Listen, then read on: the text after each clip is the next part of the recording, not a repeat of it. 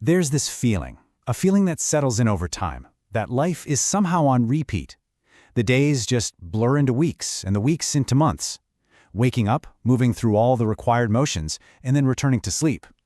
And it's in those quiet moments, isn't it, that the question arises, is this living or is this just existing? It's a quiet truth that a future isn't decided in some grand, dramatic moment. No, it's decided in the small, seemingly insignificant actions of each day. You see, these little actions, they're the architects of our reality.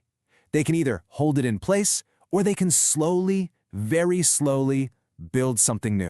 So much of modern life feels like a constant negotiation.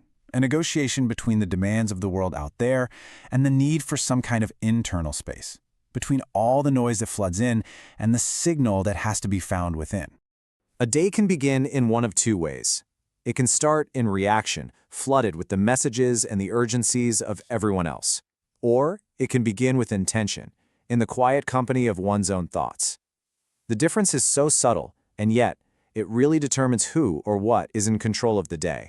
There's a state of focus, a state so complete that a single hour becomes more valuable than 5 scattered ones. It's a total immersion in one task, a kind of temporary retreat from the fragmented nature of the world. The mind has been conditioned for multitasking, but that doesn't make it productive. It only makes it distracted. It actually trains the mind to seek out interruption, to crave that next notification, fragmenting attention until it can no longer settle on any one thing. The evening hours, they're so often just surrendered to a screen, but they represent this incredibly underrated time for reflection, for growth.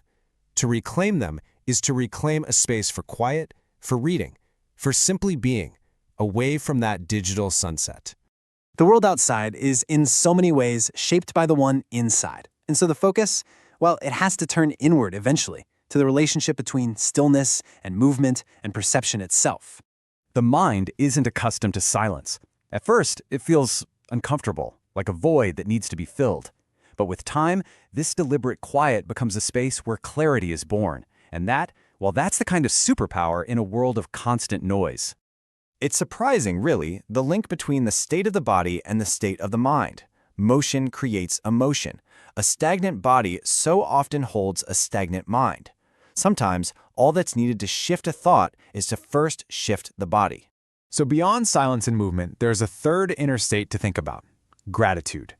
It's often mistaken for a response to some grand achievement, but its real power, it lies in noticing the small, good things that are already here. The warmth of a morning coffee, a brief walk in the fresh air. This kind of practice, it's like a subtle rewiring of the brain. It trains the focus away from what's missing and towards what is present. And that shift in focus, over time, it changes the entire perception of a life. A person isn't a fixed thing. They're built, slowly and often invisibly, through the accumulation of consistent actions, a kind of architecture of the self. There's this tendency, isn't there, to wait for the perfect moment, to wait for perfect confidence. But readiness, that's an illusion. Action has to come first. Confidence isn't the cause of action, it's the result of it. Small efforts, when you repeat them, they don't just add up, they compound.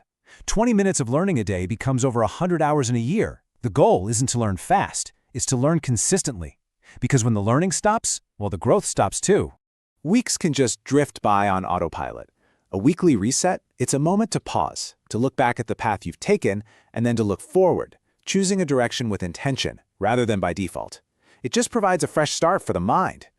We are shaped, subtly but so powerfully, by the people around us. The environment we're in is often stronger than willpower alone. And that calls for deliberate design, a conscious curation of what's draining and what's inspiring. There is a final filter for what truly matters, a perspective that cuts right through the noise of the everyday and reveals what is essential. From the vantage point of one's final days, looking back, how many of today's anxieties and stresses would still hold any weight? That perspective, it instantly strips away the noise, the ego, the comparison. It reveals what is truly essential, not the status or the followers, but the moments created, the people loved, and the person one became along the way.